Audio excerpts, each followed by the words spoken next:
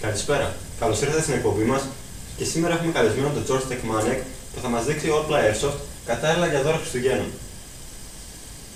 Καλησπέρα και ευχαριστώ, Αλέξανδρε, με κάλεσες στην εκπομπή σου. Σήμερα, παιδιά, έχουμε ένα χριστουγεννιάτικο επεισόδιο. Έξω έχει πάρα πολύ κρύο, είμαστε εδώ δίπλα στο τζάκι και έχει αρκετή ζέστη και θα σας δείξω 4 πολύ ωραία αεροβόλα όπλα κατάλληλα για δώρα Χριστουγέννων.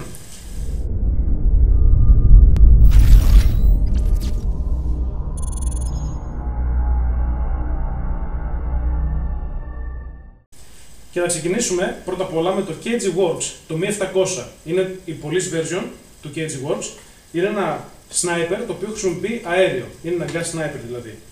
Το βάρος του είναι ελαφρύ, δηλαδή είναι περίπου στα 3 κιλά, πράγμα το οποίο το κάνει εύκολο ώστε να μπορούμε να το μετακινήσουμε μέσα σε δάσος και να παίξουμε.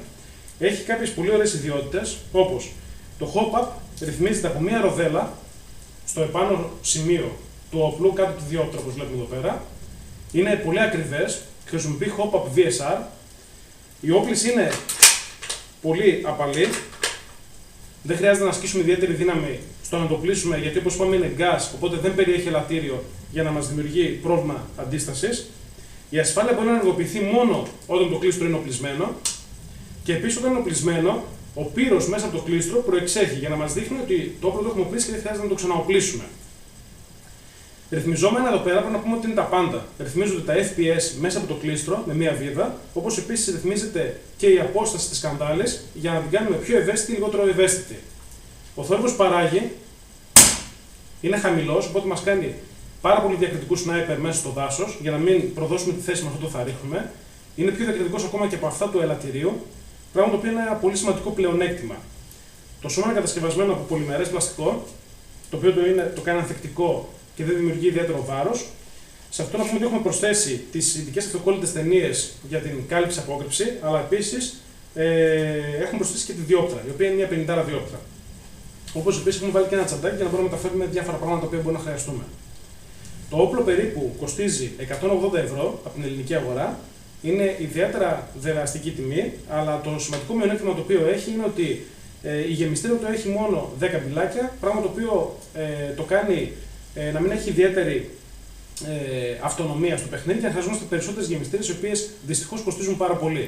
Να πούμε ότι η εργοστασιακή κάνει είναι 650 χιλιοστά και το διαμέτρημά του είναι 6,10. Είναι δηλαδή μια wide bore κάνει. Γιώργο, πες μας, πόσο εύκολο είναι να χρησιμοποιήσει κάποιος ένα τέτοιο όπλο μέσα σε παιχνίδι? Είναι εύχριστο? Κοίταξε, Αλέξανδρε, το sniper γενικά είναι ένας ρόλος ο οποίος είναι κατάλληλος μόνο για έναν όριμο παίκτη. Γιατί το λέω αυτό? Χρειάζεται να διαχειριστείς ένα αεροβόλο το οποίο έχει πάρα πολλά FPS, το οποίο το κάνει δύσκολο στο να μπορέσει να είσαι σωστός παίκτης, στο να προσέξεις να μην χτυπήσεις τον άλλον. Είναι ένα όπλο το οποίο έχει λίγες μπύλιες, οπότε πρέπει να διατηρήσεις τα πυρομαχικά σου, να είσαι σίγουρος για τις βολές σου όσο μπορεί να είσαι στο airsoft. Πρέπει να είσαι αθόρυβος και πάρα πολύ υπομονητικός.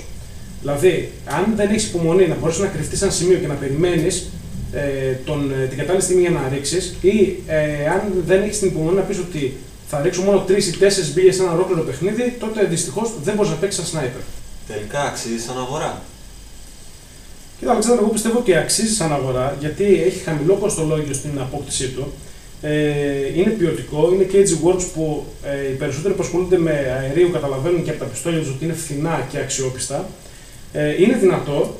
Το μειονέκτημα το οποίο έχει είναι, όπως είπαμε, οι γεμιστήρες, οι οποίες είναι ακριβές και παίρνουν πολύ λίγες μπύλιες, οπότε θα χρειαστούν τουλάχιστον 2 γεμιστήρες ακόμα για να μπορούμε να πούμε ότι θα παίξουμε ένα παιχνίδι χωρίς να έχουμε γεμίσματα και καθυστερήσεις ή για να μην χάσουμε κάποιο kill το οποίο θα είναι σημαντικό.